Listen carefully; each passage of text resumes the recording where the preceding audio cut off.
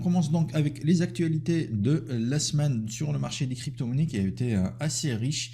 Le Bitcoin achève son 4e halving, inaugurant une nouvelle ère pour le BTC. Le réseau Bitcoin a terminé son 4e halving après la création du 840 millième bloc de Bitcoin. Et les mineurs gagnent maintenant 3,125 BTC par bloc réalisé, en plus des frais de transaction du réseau.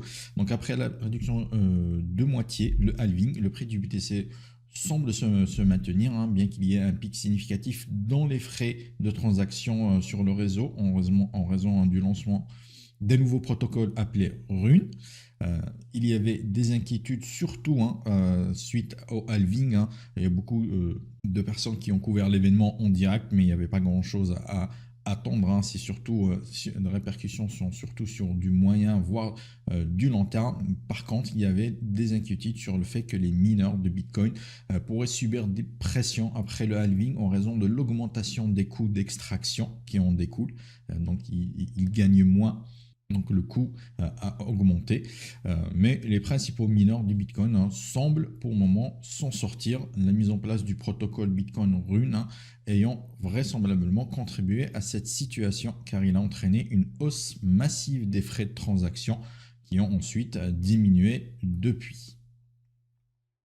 La deuxième actualité, c'est vraiment la plus importante, je vais en parler assez longuement. Tether qui introduit les stablecoins USDT et XAUT dans la blockchain de Toncoin. Je vais mettre la deuxième aussi parce qu'elle est liée. Telegram s'engage dans la blockchain Ton et prendra en charge les emojis et stickers tokenisés en NFT. La deuxième partie de l'actualité est moins importante, mais Telegram s'engage vraiment maintenant avec la blockchain Ton et Ton de Toncoin fait un partenariat avec Tether, l'émetteur du stablecoin USDT. Donc l'émetteur de stablecoin Tether lance ses stablecoins USDT adossés au dollar américain et XAUT adossés à l'or nativement sur la blockchain The Open Network, Ton. L'USDT sur Ton est disponible depuis le 20 avril déjà, tandis que le XAUT, l'or, sur la blockchain Ton suivra dans les mois à venir. Il n'y a pas encore de date précise. Cela pourrait être une annonce extrêmement importante car l'objectif de ce partenariat semble être la création d'un système financier alternatif à l'échelle internationale. Donc c'est assez important, c'est pas encore officiel, mais ça pourrait découler en cela et c'est une information extrêmement intéressante et importante. Et pour rappel, le FMI, le Fonds monétaire international, a déclaré que la crypto-monnaie était bénéfique à la stabilité financière mondiale. Bien sûr, elle fait peur aux grandes institutions financières, mais elle aide beaucoup aussi des plus petits pays, les pays en voie de développement. C'est ce que regarde davantage le FMI de leur côté.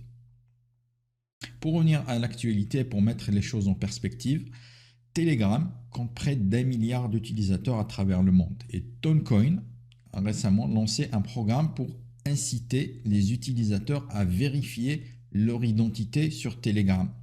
Donc, il est logique que l'objectif de ce programme d'identification des utilisateurs soit introduit pour répondre aux exigences de KYC, Know Your Customer, les exigences d'identification auxquelles un système de paiement serait soumis. Donc, c'est peut-être le travail préparatif en ce moment. Mais la question se pose de savoir comment les opérateurs historiques réagiront au fait que l'une des plus grandes sociétés de crypto-monnaie s'est associée à l'une des plus grandes plateformes de médias sociaux pour créer une alternative au système financier. Facebook s'est essayé par le passé avec Libra. Ils sont un petit peu cassés les dents face à la SEC, à la réglementation américaine. Mais maintenant, c'était une inquiétude très importante que j'avais soulignée quand j'ai fait la vidéo sur le Toncoin, avec cette proximité avec Telegram, cette forte anonymat. C'est une importante inquiétude que j'avais pour l'avenir du Toncoin. Par contre, des récentes initiatives, quelques semaines après, Toncoin et Telegram ont lancé cette initiative d'identification justement pour répondre, pour anticiper cette problématique de réglementation Et maintenant, avec ce partenariat avec Tether, avec l'USDT, on commence à comprendre et on commence à entrevoir ce qui se prépare derrière. Rien n'est officiel, mais en toute logique, c'est ce qui devrait arriver. Et en ce qui concerne les problèmes réglementaires, pour le token, étonnamment, la réponse pourrait être concurrence. Les entités historiques ne devraient pas chercher à fermer complètement cette initiative de Tether et du Toncoin, plutôt aller vers de la concurrence au lieu d'une répression, tout simplement parce que le stablecoin USDT est adossé à la dette du gouvernement américain. Et c'est une information clé. Cela signifie que toute personne utilisant l'USDT pour investir, échanger ou épargner subventionne essentiellement les dépenses du gouvernement américain. C'est aussi en partie pourquoi l'Union européenne, de son côté, veut interdire l'USDT. Pour rappel, en face, il n'y a pas vraiment de stablecoin solide en euros. De plus, le fait que Tether, l'émetteur de l'USDT, travaille avec les autorités américaines, signifie également que ces transactions peuvent être suivies de près. Donc, les questions, les inquiétudes réglementaires, elles sont déjà préparées du côté de Tether très largement, puisqu'ils travaillent déjà avec le gouvernement, ils sont adossés sur la dette américaine, et Toncoin, le réseau Ton, de leur côté, sont en train de faire le travail nécessaire pour préparer les questions d'anonymat, d'identification. Donc ça va plutôt dans le bon sens. Donc la vraie question est plutôt de savoir qui seront les prochains concurrents du système de paiement de Tether et Toncoin. Pour ceux qui veulent investir dans cette nouvelle thématique-là, on a le Tether, on a le Toncoin. Est-ce qu'il va y avoir de nouveaux acteurs qui vont venir concurrencer ce nouveau marché qui est en train de voir le jour? Et la réponse est probablement Circle avec l'USDC, le deuxième plus grand stablecoin après l'USDT, l'USDC de Circle, avec une autre crypto-monnaie à contrat intelligent. Vraisemblablement, ça devrait être Solana. Cela peut sembler un petit peu fou, mais souvenez-vous que Solana a été la blockchain officielle de l'USDC. Mais USDC pourrait aussi choisir de travailler avec une autre blockchain si Solana ne résout pas ses problèmes de congestion. Surtout dernièrement, elle a beaucoup de problèmes de congestion Solana, et Circle pourrait finir par choisir une autre blockchain que Solana. L'avenir nous le dira. Et Circle, comme Tether, pourrait échapper aussi aux soucis de réglementation car ils sont soutenus par des entreprises comme BlackRock, bien évidemment, le plus grand fonds d'investissement américain. Et donc, voilà, la crypto, ça commence à devenir clairement de plus en plus intéressant, surtout quand on commence comme ça à défier les grandes institutions financières. Mais on comprend très vite aussi que les plus grandes institutions sont derrière BlackRock, la dette américaine. Donc, ils ont des intérêts derrière. C'est pour cela que ça peut vraisemblablement arriver, que c'est vraisemblable, c'est pas déconnant entre guillemets de s'attendre à ce que Tether et Ton d'un côté, Circle et peut-être Solana d'un autre côté créent réellement un système financier décentralisé, parce qu'il est dans l'intérêt de certaines institutions du gouvernement américain qu'il soit viable. On continue donc, on va passer à d'autres actualités aussi importantes quand même à souligner, que je traiterai un peu plus rapidement. Le Telegram, le Ton, Tether, USDT, c'est une info très importante sur laquelle j'ai passé un peu plus de temps. Donc plusieurs avocats de la SEC démissionnent après qu'un juge fédéral a sanctionné l'agence pour fausses déclarations et abus de pouvoir dans une affaire de crypto-monnaie. La SEC aussi ont leurs soucis. Les ETF Bitcoin et Ethereum de Hong Kong sont officiellement approuvés pour un début de négociation à partir du 30 avril. On savait déjà qu'ils étaient approuvés. Maintenant, on a une date de début de négociation. Ça sera la semaine prochaine, le 30 avril. Les ETF Bitcoin et les ETF Ethereum vont être lancés à Hong Kong. Et cela pourrait particulièrement aider surtout un rebond de l'Ethereum qui est un petit peu en souffrance en ce moment. Et maintenant que les ETF et le halving Bitcoin sont derrière nous, l'attention pourrait maintenant progressivement se tourner vers l'Ethereum, puis, espérons-le, les autres altcoins. Mais attention au risque de la SEC qui enquête actuellement sur l'Ethereum. D'ailleurs, Ethereum commence aussi à répliquer, engageant une bataille juridique avec la SEC On se rappelle hein, de Ripple. Ripple avait gagné. On va voir avec l'Ethereum hein, comment ça va se décompter. Et pour revenir à Hong Kong, il n'est pas clair si les Chinois pourront y avoir accès, ce qui sera important à savoir. Mais malheureusement, selon Bloomberg, cela est improbable. Pour rappel, hein, les Chinois n'ont pas le droit d'investir dans les crypto-monnaies. Et pouvoir le faire via des ETF, ça apporterait vraiment une importante vague de capitaux sur le marché qui serait la bienvenue pour relancer les prix du Bitcoin et de l'Ethereum. Mais pour le moment, selon Bloomberg, encore une fois, ça ne devrait pas être le cas. On verra plus tard. Mais ce qui est intéressant par contre, hein, c'est que cette approbation des ETF par Hong Kong a engendré une accélération de la volonté d'adoption des ETF Bitcoin dans la région, en Asie. On a le Japon, la Corée du Sud et Singapour qui ont entamé des démarches pour lancer des ETF Bitcoin de leur côté aussi. On a le NYSE, le New York Stock Exchange, qui évalue l'intérêt pour la négociation d'actions 24 heures sur 24, 7 jours sur 7. Pour se caler sur le marché des crypto-monnaies. Bien évidemment, vous le savez très certainement, les actions pour le moment sont négociées sur des horaires 9h, 17h30 par exemple en France et sont complètement fermées le week-end. Donc c'est fermé la nuit et c'est fermé le week-end. Et du côté des États-Unis, on est en train de regarder à ce qu'on ne pourrait pas lancer la négociation d'actions 24 heures sur 24. Donc même pendant la nuit, il y aura des cotations sur les actions et également durant le week-end, ce qui serait complètement nouveau à voir si c'est possible, notamment d'un côté technique et comment les traders vont accueillir cela. Le Venezuela accélère la transition vers la crypto-monnaie en raison du retour des sanctions pétrolières. Il y a des sanctions pétrolières, de nouvelles sanctions pétrolières du côté des États-Unis contre le Venezuela et le pays veut utiliser les crypto-monnaies, toujours selon Reuters, la compagnie pétrolière publique vénézuélienne PDVSA cherche à utiliser USDT pour contourner les nouvelles sanctions imposées par les États-Unis. Mais, la prochaine actualité, Tether, l'émetteur de l'USDT, compte geler tous les wallets qui échappent aux sanctions vénézuéliennes. Donc, il y a une réponse, hein, on en parlait tout à l'heure, hein, Tether, l'émetteur de l'USDT, qui travaille aussi avec le gouvernement américain. En plus, ils soutiennent la dette américaine.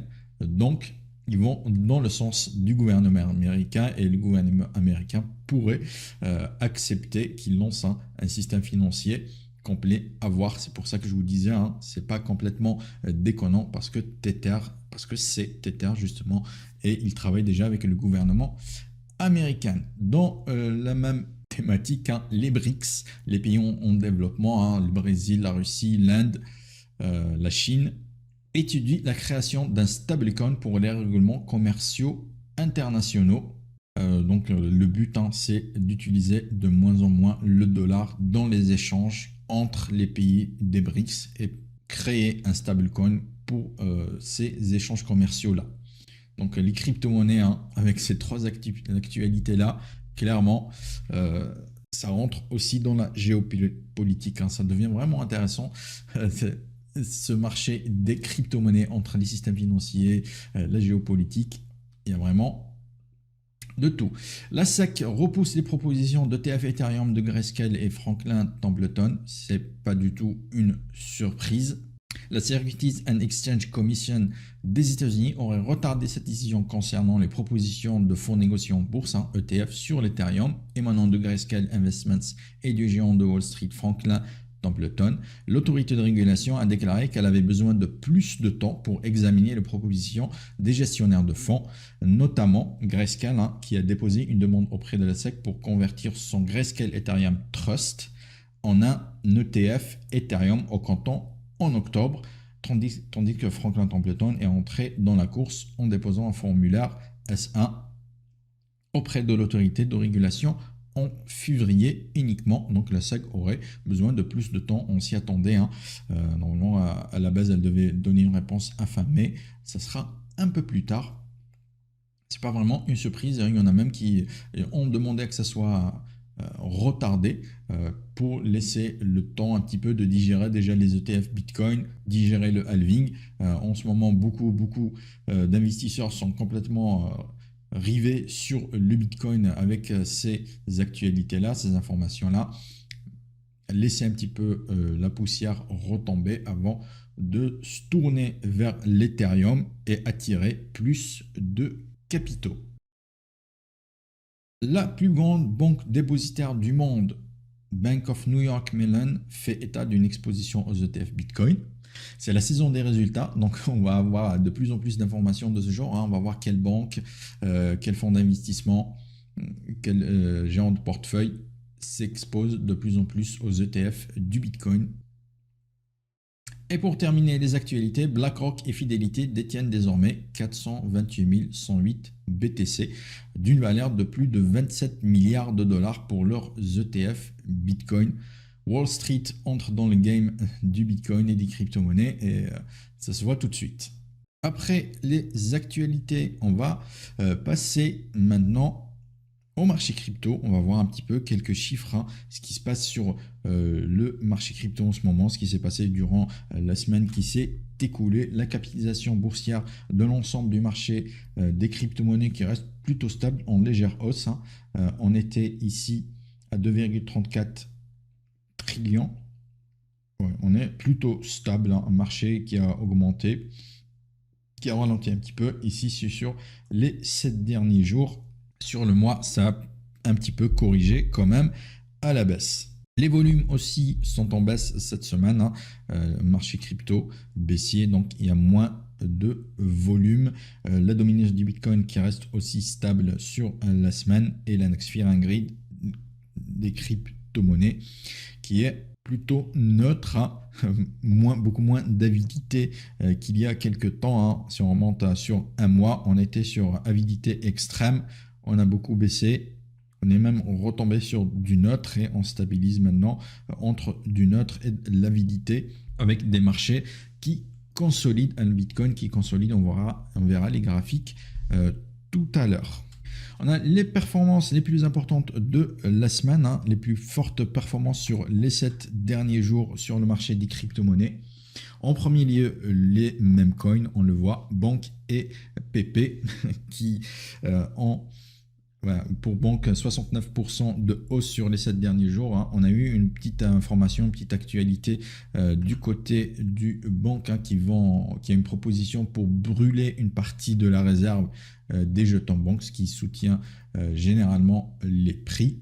Le PP aussi qui a augmenté, qui a suivi la narrative des mêmes coins, 43% de hausse. Theta Fuel, je vais parler avec Theta, qui ont augmenté. Hedera, de son côté, le H-bar, le prix du token qui s'est envolé suite à l'annonce de la tokenisation d'un fonds monétaire de BlackRock sur la blockchain Hedera, ce qui a soutenu le prix.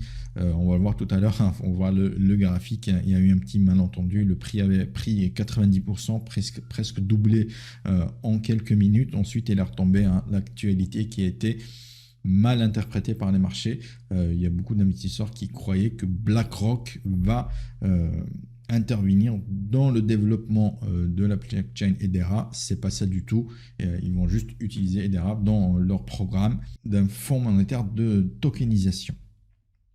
NEAR Protocol aussi, Floki, qui est un autre même coin qui a pris 27,28%. Ça a été vraiment les plus grands gagnants. On a le NEAR Protocol par contre qui a pris 25% sur les 7 derniers jours et le protocole a affiché le taux de rétention d'utilisateurs le plus élevé parmi les altcoins de première couche, les Layer 1. Pour cette blockchain, le taux d'adoption a atteint 9,53% selon les fournisseurs de données Artemis et ça a été salué par les investisseurs avec un prix du jeton NEAR qui a gagné 25%. Arweave, de leur côté, le AR qui a pris 17% sur les 7 derniers jours, qui a grimpé en raison du développement en cours d'un AO, un système de calcul qui est avancé, donc une avancée technologique dans le protocole de la crypto-monnaie Arweave et ça a été salué là aussi par les investisseurs. Rapidement, Core avait beaucoup augmenté, après il y a eu des prises de bénéfices. Ils ont annoncé le lancement du stacking sur le BTC. C'est assez important pour être souligné. On a les crypto-monnaies qui ont fait un petit peu la tendance, qui ont été recherchées sur les 7 derniers jours. Creo Engine, qui est une plateforme de jeux crypto qui intéresse les investisseurs. Elle est en baisse de 44% sur le mois, 13% sur les 7 derniers jours, un petit rebond de 2%. Bon, je passe rapidement dessus. DAO Maker, par contre, c'est un plus gros projet et qui est un incubateur qui fournit des technologies de croissance et des solutions SaaS pour les startups crypto. L'objectif de DAO, c'est un peu d'aider les startups à obtenir un financement en capital risque en simplifiant la localisation des projets dans lesquels les investisseurs peuvent investir en toute sécurité. Donc on va sur la plateforme DAO Maker, on cherche des startups crypto et on décide si on veut d'investir dessus avant leur lancement, vraiment au départ de ces petits projets crypto. LuxRare aussi, qui est une plateforme NFT, un petit peu comme OpenSea, si vous connaissez, sans jetant, a été pas mal recherché aussi dernièrement. Peut-être la narrative des NFT qui va faire son retour. Je ne l'attends pas pour tout de suite, mais pourquoi pas. On va enchaîner avec un petit peu les données du marché crypto qu'on a l'habitude de regarder. Et on a notamment le RSI sur la dernière semaine. J'ai enlevé tout ce qui est neutre ici. Et j'ai laissé les extrêmes. Donc c'est plutôt partagé. On a un RSI moyen hebdomadaire de 49,63, autant dire à 50. Donc un marché neutre, un petit peu à plat. On le voit dernièrement avec les prix des crypto-monnaies, du Bitcoin notamment, qui est plutôt stable dans une phase de consolidation, et ça se voit sur le RSI des différentes crypto-monnaies. On a quand même quelques crypto-monnaies au-dessus du niveau de 60 et quelques-unes en surachat au-dessus de 70. Il n'y en a pas beaucoup. Il y en a beaucoup plus ici dans la zone entre 60 et 70, un petit peu sur une tendance forte. Le NIR, on en a parlé tout à l'heure. Arwave, on le retrouve. Neo, le SEI, le Fetch, qui sont des crypto-monnaies qui ont pas mal progressé dernièrement. Le SWI qui a chuté, on voit ici son RSI qui est tombé. Theta ici envolé, on était dans une zone de survente en une semaine, on se retrouve en hausse. Voilà, d'autres crypto-monnaies comme ça qui sont un petit peu dans le vert, pas beaucoup dans les extrêmes, la plupart se retrouvent dans la neutralité, et le marché RSI qui donne une lecture de consolidation d'un marché encore neutre. Il n'y a pas de forte tendance selon le RSI hebdomadaire. Ici, on a la heatmap, la carte thermique des crypto-monnaies avec les plus fortes capitalisations. Le Bitcoin, on l'a dit, plutôt neutre sur la semaine, une petite hausse de 0,81%. L'Ethereum, une petite hausse de 2,72%. BNB, par contre, on a une belle hausse de 9%. Le Solana, plus 1%. On va noter le Toncoin qui a chuté de 17% après une très forte hausse. Il y a eu des prises de bénéfices derrière. Et cette semaine, il a pas mal chuté. Donc, un marché plutôt calme. On a des petites hausses. Shiba Inu, plus 11%. Mais pour la plupart, d'Avalanche, 0,55. Polkadot, 0,8. Bitcoin Cash, 1,2. Chainlink, 5%. Le NIR, on en a parlé. Polygon, plus 5%. Litecoin, plus 8%. Donc, un marché pas très volatile sur la dernière semaine. On peut voir pour aujourd'hui qu'est-ce que ça donne. Oui, aussi très calme, dans le rouge plutôt, mais des petites baisses, 0,75%, 1,5% pour le BNB après une forte hausse. Le Toncoin stable à 0%, le Ripple moins 0,23%. Un marché pour le moment assez calme. On va pouvoir regarder ça aussi avec les bulles crypto, les crypto bubbles. Là, on a tout le top 100 des crypto-monnaies avec ces bulles très visuelles. On voit les performances sur la semaine. On est ici sur des données hebdomadaires. On retrouve comme tout à l'heure, on l'avait vu, le NIR, le PP, le HBAR, le Bank, le Floki qui ont fait de belles performances. Le Theta aussi, le Core plus 18%, AKT. On a le SWI, le RON qui ont pas mal chuté. L'ENA aussi, moins 15%. Le TON, on le retrouve ici dans les plus petites capitalisations. Algorand, plus 12%, HTX, la plateforme crypto, plus 12% aussi. Un marché dans l'ensemble pas extrêmement volatile à part quelques cas hein, et surtout les mêmes coins pour aujourd'hui, un marché un peu plus dans le rouge et on a les mêmes coins qui ont corrigé, le banc qui a fait moins 8 aujourd'hui, le WIF moins 8 aussi, le RONA qui recule assez fortement, moins 7% à côté du CI. Alors, on a fait un petit peu le tour de l'analyse des marchés. Alors, le Bitcoin, de son côté, on en parlait, hein, toujours une consolidation, un léger biais baissier quand même, une correction baissière. Hein, on a cassé cette oblique-là en dessous des 67 000 $, la correction, mais on a tout de même les 62 800 qui tiennent pour le moment. Donc, on entre dans une nouvelle phase de consolidation entre les 63 000 et les 165 500 globalement hein, dans cette zone-là. Elle a sorti la cassure soit par le haut des 65 500, soit par le bas des 62 800 qui pourrait donner la prochaine impulsion sur le Bitcoin. Soit on ira en direction des plus hauts ici, les 67 000 et ensuite les 69 000 et surtout hein, le niveau aussi que j'aimerais bien retrouver rapidement, les 71 600. Par contre, par le bas, on irait chercher les creux ici vers les 60 000 $ et danger en cas de cassure en dessous des 60 000 $. On voit le dernier mouvement ici, il s'est fait très rapidement.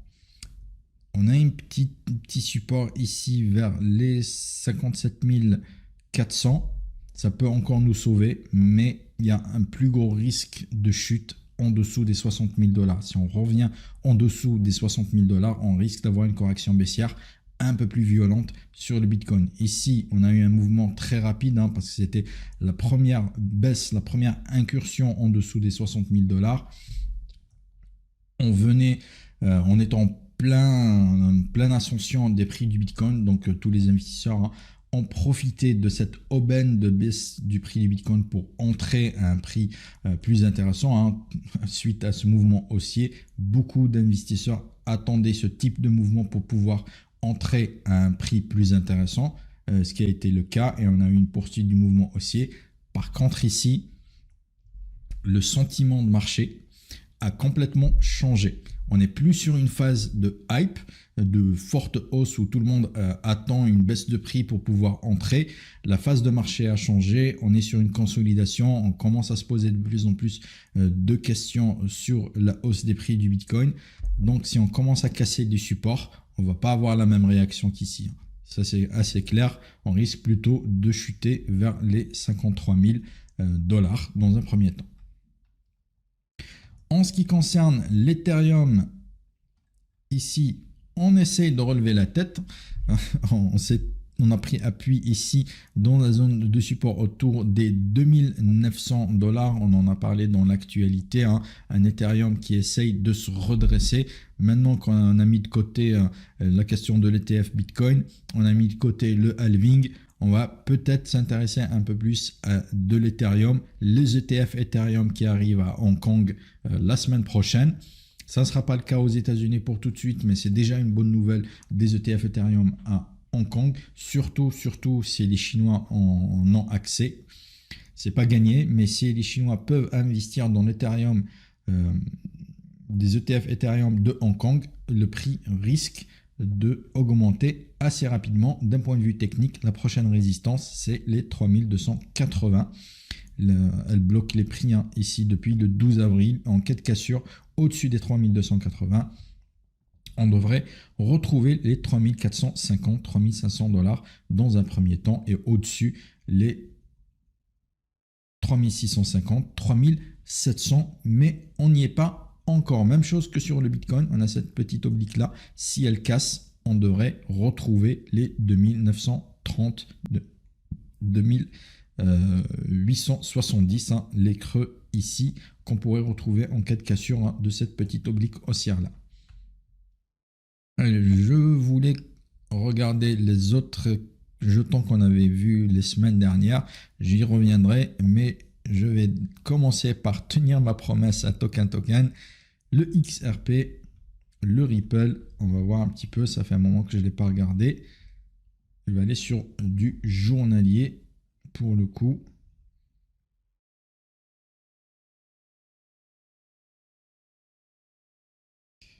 Cette oblique, est-ce qu'elle part d'ici? Non, pas exactement. Je vais l'ajuster un petit peu.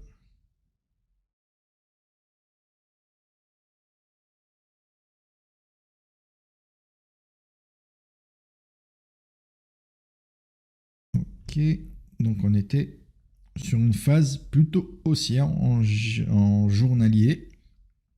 Mais là, hein, ça a fait mal. On va revenir sur du 4 heures. Cette oblique-là, elle n'a plus. Donc j'actualise un petit peu à mes niveaux. Hop, ça, des 0,66, on en est encore assez loin. En termes de support, on a cette zone-là qui m'a l'air intéressante vers les 0,49, hein, juste en dessous des 0,5. Il y a eu une forte chute ici. Phase de consolidation qu'on va marquer vers les 0,50.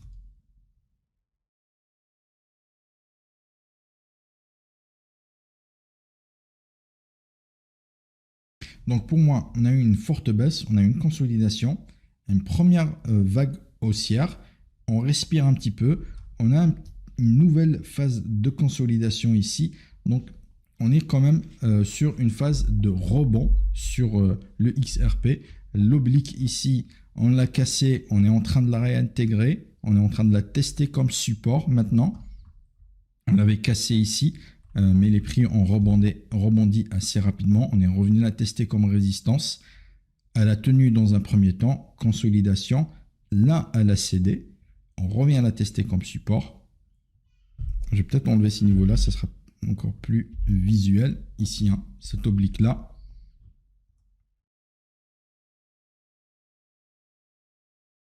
Je vais la ramener ici. Elle passe par le creux ici. On a testé comme résistance. Elle a tenu, mais on n'a pas eu de fort rejet derrière des prix. On est plutôt revenu la tester à nouveau. On l'a cassé. On revient la tester comme support. Pour le moment, ça tient. Donc là aussi, l'approche la plus risquée, ça serait d'entrer ici hein, au contact de cette oblique-là. Avec un stop loss plutôt serré, on peut se permettre de mettre des stop loss serrés dans ces cas-là, selon aussi vos styles de trading, votre horizon. Est-ce que vous voulez jouer un trade juste un rebond ou détenir du XRP sur du plus long terme? Dans ce cas-là, on peut se permettre de mettre des stop loss plus larges hein, en dessous de cette zone de consolidation, voire en dessous du creux ici, selon votre agressivité, et viser un nouveau rebond pour revenir déjà vers les pics ici, vers les 0,55, 0,56 et au-delà des 0,56, envisager un retour vers les 0,60. Je vais marquer ce niveau-là des 0,56, 61. On le voit, la mèche ici, support, support, support ici. Donc ça pourrait continuer à être une résistance. Et ça sera un peu plus safe, un peu moins risqué d'envisager un achat du XRP au-dessus de ces, on va dire même 0,57 pour être un peu moins en danger, prendre moins de risques, attendre le rebond. On entrerait à un niveau de prix moins intéressant, bien évidemment. C'est toujours hein, l'équilibre entre le risque et le bénéfice. Hein. Est-ce que prendre le plus de risques pour aller chercher plus de gains ou attendre un petit peu, prendre moins de risques mais avoir moins de gains en allant chercher la résistance ici des 0,66 et les 0,74 par la suite si on y va. Pas de souci, token. J'espère que l'analyse est plutôt claire.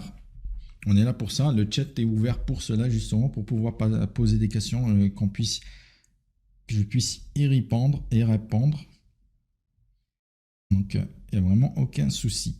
Donc, on revient un petit peu sur les tokens qu'on avait vus précédemment, notamment le CKB de Token qui nous a amené Token. Et toujours cet oblique là, résistance, support, de nouveau support, et on a exactement le même dilemme. Est-ce qu'on entre agressivement maintenant sur cet oblique là pour aller chercher les 0,02, 0,024 puis 0,028, ou on attend un petit peu? On a eu déjà une première tentative et une mèche assez violente ici. On a une autre mèche ici, une mèche ici. Donc, pour le moment, il y a beaucoup d'investisseurs qui cherchent à prendre des bénéfices sur tout mouvement de rebond. Chaque tentative de hausse, il y a des investisseurs qui en profitent pour sortir, pour prendre des bénéfices.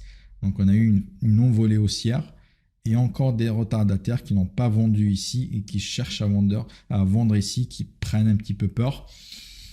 La question, c'est toujours de savoir, est-ce qu'il y a encore beaucoup de détenteurs du CKB qui cherchent à vendre, ou est-ce que les acheteurs vont pouvoir prendre le dessus? Et un élément de réponse, ça sera un retour au-dessus des 0,02. Si on parvient à casser ces 0,02, on devrait pouvoir remonter plus tranquillement en direction des 0,024, 0,028.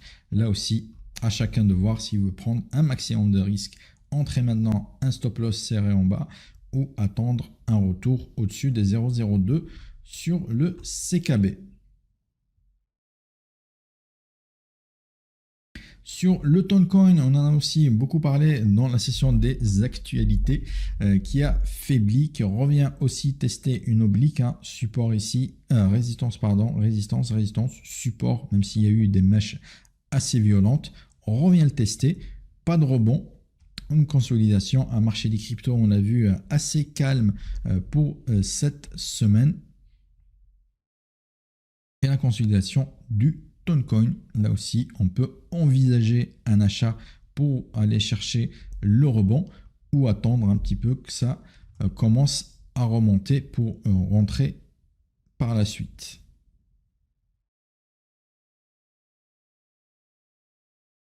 Anker aussi, qu'on a analysé en profondeur il n'y a pas longtemps. Là, par contre, on a eu un bon mouvement de hausse depuis les 0,04. On a cassé la résistance des 0,046 et on a poursuivi le mouvement haussier. On est allé chercher les 0,056, juste en dessous de ma résistance des 0,057. Il y a eu quelques bénéfices et maintenant on entre à nouveau dans une phase de consolidation avec un support ici vers les 0,05. 0,05, 0,057, il faudra casser pour poursuivre le mouvement sur Anker. Voilà, on a fait, je pense, le tour de l'essentiel des crypto-monnaies. Je vous ai parlé de quasiment tout ce que je voulais vous parler pour aujourd'hui. On est ensemble depuis un peu plus d'une heure. On a fait le tour. Philou qui est avec nous, Philou qui vient souvent dans la matinale, pour ceux qui ne savent pas, chaque matin 8h on parle trading, mais plutôt forex, CFD, matières premières, forex, les devises et les indices boursiers évidemment. Et Philou fait partie de ceux qui y est assez régulièrement avec nous. Bonsoir à toutes et tous et belle soirée. Une visite dans la dernière minute. Pour info, il arrive d'avoir des coupures de son. Difficile à dire si c'est chez moi ou chez toi. Juste pour info. Ok, c'est noté, Philou. Merci. Token qui nous dit le problème, c'est que tous les tokens sont liés au roi BTC. Exactement. C'est lui qui mène vraiment la danse avec sa dominance. C'est exactement ça. Les altcoins ne font que suivre le Bitcoin dans la plupart des phases de marché, et on s'attend maintenant à ce que l'argent qu'il y a sur le Bitcoin va se déverser sur l'Ethereum et ensuite sur les autres petits altcoins, la fameuse altcoin season qu'on attend encore toujours. Voilà, j'espère que la session vous a plu, vous avez apprécié mes différentes analyses d'actualité et l'analyse technique